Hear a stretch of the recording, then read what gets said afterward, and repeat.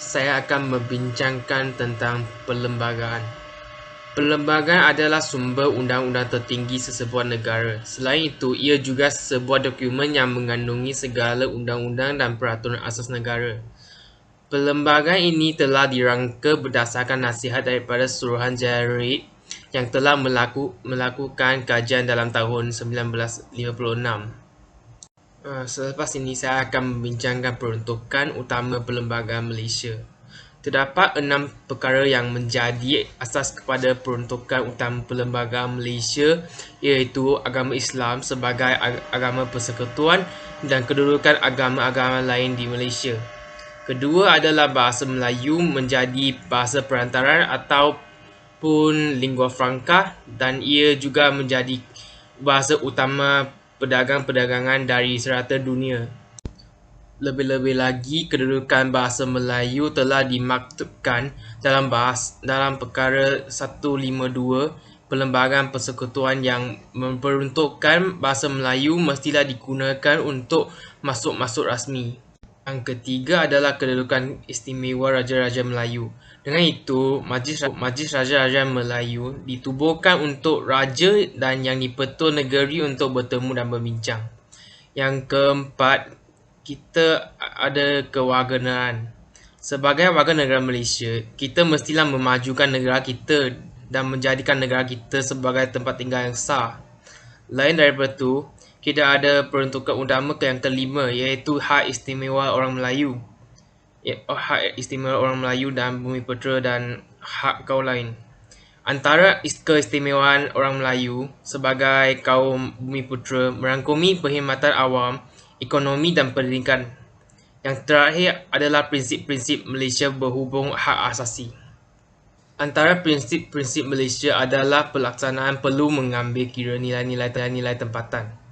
Hak asasi manusia bersifat sejagat dan tidak boleh dipisahkan dan saling bergantung antara satu sama lain, dan memegang teguh prinsip-prinsip yang objektif, tidak berpihak-pihak dan tidak memilih-milih. Sebab itu adalah menolak sebarang prinsip mempolitikkan dan memilih kasih akan hak asasi manusia dan menolak penggunaan hak asasi manusia sebagai syarat-syarat untuk sebarang bantuan kewangan, dan perlulah menghormati dan mematuhi sepenuhnya kedaulatan negara dan keutuhan wilayah dan menyokong hak-hak untuk pembangunan sebagai hak sejagat. So inilah apa yang Malaysia pegang berkaitan dengan hak asasi. Kita akan meneruskan dengan topik hari ini, hak kebebasan asasi. Sejarah Malaysia mengandungi isi menceritakan penjajahan hingga kemerdekaan, mengiktiraf hak kebebasan asasi, menjamin kebebasan rakyat sekalian. Hak kebebasan asasi membawa maksud daripada dua istilah, iaitu hak asasi dan kebebasan asasi. Hak asasi boleh dibentangkan sebagai hak-hak manusia yang tetap dan menjamin kebebasan setiap insan sebagai orang manusia daripada faktor-faktor tertentu yang boleh menjejaskan. Manakala, bagi kebebasan asasi boleh dibahagi lagi kepada dua maksud, iaitu kebebasan bersyarat di mana kebebasan yang dihadkan oleh undang-undang dari segi sekatan atau sebagaimana diperuntukkan. Lagi satu ialah kebebasan mutlak, bermaksud kebebasan tanpa apa-apa had. Bagi hak kebebasan asasi, terdapat banyak butir yang tercatat dalam perlembagaan yang tersenarai berikut. Perkara 5, hak kehidupan dan kebebasan diri. Perkara 6, larangan keabdian dan kerja paksa. Perkara 7, perlindungan daripada undang-undang jenayah retrospektif dan perbicaraan berulang. Perkara 8, kesamarataan. Perkara 9, kebebasan bergerak. Perkara 10, kebebasan bercakap, berhimpun dan membentuk persatuan. Perkara 11, kebebasan beragama. Perkara 12, hak berkenaan dengan pendidikan. Dan perkara 13, hak terhadap harta. Semua perkara ini akan diterangkan dengan lebih teliti oleh ahli kumpulan saya nanti. Di samping itu, persoalan yang paling ditanya ialah apakah jika hak tersebut dicabut? Jawapannya ialah jika seorang mempunyai haknya dicabut, individu tersebut boleh membawa tindakan ke mahkamah. Mahkamah akan menyiasat, menilai dan menghakimi keputusan terakhir. Tambahan pula, jika hak tersebut telah dicabut, Mahkamah boleh memutuskan bahawa pencabulan tersebut adalah tidak sah di sisi undang-undang.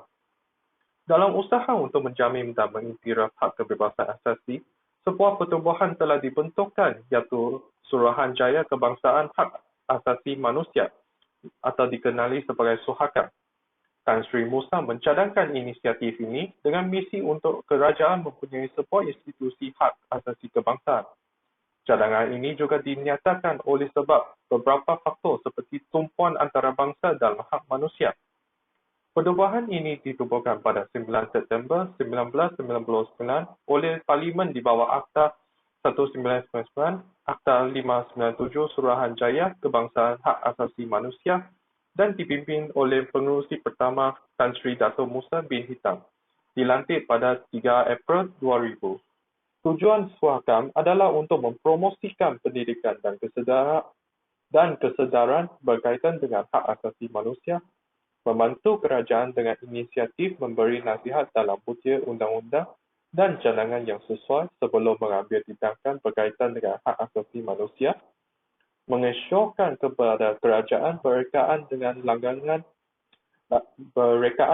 langganan atau penyertaan perjanjian dan instrumen antarabangsa lain dalam bidang hak asasi manusia dan melibatkan dalam aduan-aduan tentang pelanggaran hak manusia. Logonya juga membawa banyak maksud yang mencerminkan makna Suhakam. Yang pertama sekali ialah warna primernya melambangkan gabungan sejarah, budaya dan agama utama negara kita yang berbagai-bagai. Dia juga membawa maksud adaptasi terhadap apa-apa faktor sekeliling, tidak kira tempatan atau antarabangsa. Selain itu, warna latar belakangnya yang telus melambangkan ketulusan Suhakam dalam operasi mereka. Akhir sekali, bentuk segitiga sama sisi yang mempunyai warna primer itu melambangkan integriti, kestabilan dan kesaksamaan yang mempersembahkan hak manusia sebagai ilmu utama. Perkara 5. Kebebasan diri. Tiada seorang pun boleh diambil nyawanya atau dilejutkan kebebasan dirinya kecuali mengikut undang-undang.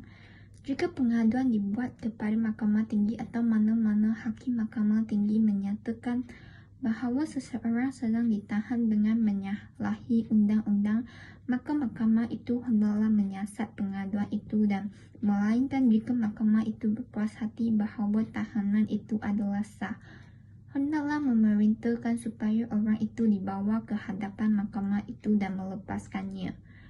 Jika seseorang ditangkap, maka dia hendaklah diberitahu dengan seberapa segera yang boleh alasan-alasan dia ditangkap dan dia hendaklah dibenarkan berunding dengan dan dibela oleh seorang pengamal undang-undang pilihan raya. Abdian dan kerja paksa dilarang. Tidak ada sesiapa yang boleh ditahan sebagai abdi atau dipaksa untuk bekerja. Segala bentuk kerja paksa adalah dilarang, tetapi Parlimen boleh melalui undang-undang membuat peruntukan mengenai perkhidmatan wajib bagi masuk-masuk negara. Kerja atau khidmat yang dihentikan daripada mana-mana orang sebagai akibat daripada sesuatu sabitan atau dapatan bahawa dia bersalah di mahkamah tidaklah dikira sebagai kerja paksa mengikut pengertian. Perkara ini dengan syarat kerja atau khidmat itu dijalankan di bawah pengawasan dan kawalan suatu pihak berkuasa awam. Perkara 7 iaitu perlindungan daripada undang-undang jenayah retrospektif dan berbicara berulang. Seseorang tidak boleh dihukum untuk sesuatu yang tidak salah pada masa yang dilaku. Contohnya, sekiranya undang-undang menjadi kesalahan untuk memandu melebihi had laju 80 km per jam, seseorang yang memandu melebihi had tersebut sebelum undang-undang digubah tidak boleh dihukum. Ini dikenali sebagai larangan terhadap undang-undang retrospektif. Seseorang yang dibebaskan atau disabitkan untuk sesuatu kesalahan tidak boleh dibicarakan semula untuk kesalahan yang sama, melainkan sabitan atau pembebasan itu dibatalkan dan perbicaraan semula diarahkan. Perkara 8. Perlembagaan Persekutuan Malaysia telah berkenaan dengan hak keselamatan. Perkara 8 iaitu keselamatan bermakna semua orang adalah sama sama rata di sisi undang-undang dan berhak mendapat perlindungan yang sama rata di sisi undang-undang. Hal ini amat penting bagi mengelakkan berlakunya diskriminasi dan ketidakadilan kepada rakyat Malaysia. Seterusnya dapat mengelakkan hak asasi manusia. Seorang warga negara tidak boleh dibezakan semata-mata atas sebab keturunan, agama, kaum atau kemarahan. Bukan itu sahaja, setiap orang berhak dalam apa-apa jawatan atau di bawah pihak berkuasa awam, tempatan dan berkandung sama arah dalam bidang perniagaan, perdagangan, kerja-kerja profesional dan sebagainya. Hak keselamatan ini diistilah sebagai salah satu kebebasan asasi yang termaktub di dalam perkembangan persekutuan. Perkara 9. Larangan buang negeri dan kebebasan bergerak. Tiada seorang pun warga negara boleh dibuang negeri dari atau ditahan masuk ke persekutuan. Tertakluk kepada pasal 3 dan kepada mana-mana undang-undang yang berhubungan dengan keselamatan persekutuan atau mana-mana bahagiannya, ketenteraman awam, kesihatan awam atau penghukuman pesalah. Tiap-tiap warga negara berhak bergerak dengan bebas di seluruh persekutuan dan bermastautin di mana-mana bahagiannya. Selagi mana-mana negeri lain berada dalam kedudukan istimewa di bawah perlembagaan ini, berbanding dengan negeri-negeri tanah Melayu, Parlimen boleh melalui undang-undang mengenakan sekatan-sekatan antara negeri itu dengan negeri-negeri yang lain ke atas hak-hak yang diberikan oleh Pasal 2 berkenaan dengan pergerakan dan kemastautinan. Perkara 10. Kebebasan bercakap, berhimpunan dan berpersatuan. Warga negara mempunyai kebebasan bercakap, berhimpunan dan bersekutu, tetapi boleh disikat oleh Parlimen atas apa-apa sebab dibenarkan oleh perlembagaan. Mahkamah telah menyatakan bahawa Parlimen hanya boleh menggunakan sekatan yang diperlukan secara berpatuan. Kebebasan bercakap dan mengeluarkan fikiran.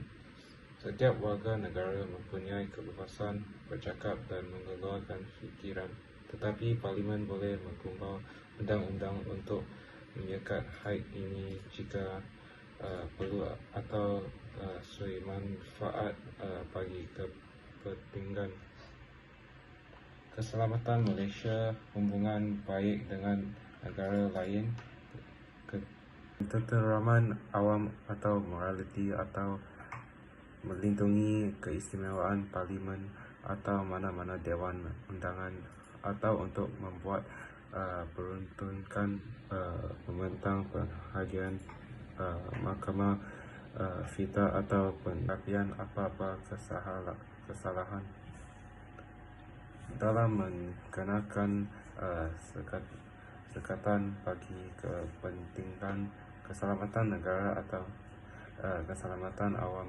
Parlimen boleh mengumpul undang-undang untuk melarang dipersoalkan perkara-perkara berkenaan dengan kewarganegaraan, bahasa kebangsaan, kedudukan istimewa Melayu dan pribumi Sabah dan Sarawak dan kedaulatan Raja-Raja Melayu.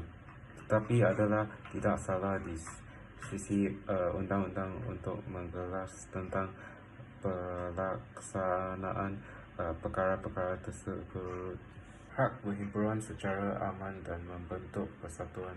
Setiap warga negara punya hak untuk berhimpunan secara aman dan membentuk persatuan, tetapi Parlimen boleh gubal undang-undang untuk menyikat hak ini jika perlu atau sui manfaat bagi kepentingan keselamatan negara, ketetaman awam atau moraliti, hingga bagi hak untuk membentuk persatuan. Parlimen juga boleh gubal undang-undang untuk mengikat hak menubahkan persatuan berkenaan dengan buruh dan pendidikan. Perkara 11, iaitu kebebasan beragama. Setiap orang mempunyai hak untuk menganuti atau mengamalkan agamanya dan untuk mengembangkan agamanya. Tetapi, undang-undang boleh diluluskan untuk mengawal atau menyekat perkembangan agama, doktrin atau kepercayaan di kalangan penganut agama Islam. Seseorang tidak boleh dipaksa untuk membayar cukai di mana hasilnya akan digunakan bagi maksud agama yang bukan agamanya sendiri. Setiap kumpulan agama berhak menguruskan hak ehwal agamanya, menubuhkan dan menyelenggarakan institusi bagi maksud agama, khairat dan memperolehi dan mentadbir harta. Perkara 12. Perkara 12 berkaitan dengan hak berkenaan dengan pendidikan. Jadi perkara berikut, tiada warga negara boleh didiskriminasi hanya atas sebab agama, bangsa, keturunan atau tempat lahir. Contohnya, bagaimana sebuah institusi pendidikan yang diselenggara oleh pihak berkuasa awam ditadbir termasuk kemasukan pelajar atau pembayaran yuran. Selain itu, bagaimana wang pihak berkuasa awam digunakan untuk pentadbiran atau pendidikan pelajar di dalam mana-mana institusi pendidikan. Jadi semuanya ada hak yang sama untuk menabarkan pendidikan. Perkara 13 merupakan hak untuk harta dan ia menyatakan bahawa harta seseorang tidak boleh dilucukan kecuali dibenarkan oleh undang-undang, dan jika dibenarkan, seseorang perlu dibayar pampasan yang mencukupi untuk harta tersebut. Selain itu, undang-undang juga tidak boleh membuat sebarang peruntukan untuk mengambil atau mengguna harta dengan paksa tanpa pampasan yang mencukupi.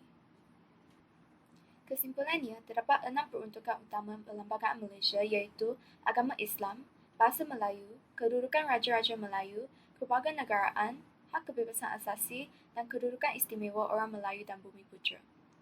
Topik yang dibincang oleh kumpulan kita merupakan hak kebebasan asasi dan semua orang perlu mengetahui hak dan kebebasan yang kita miliki sebagai manusia untuk memastikan kita dilayan dengan betul dan mewujudkan kesamarataan.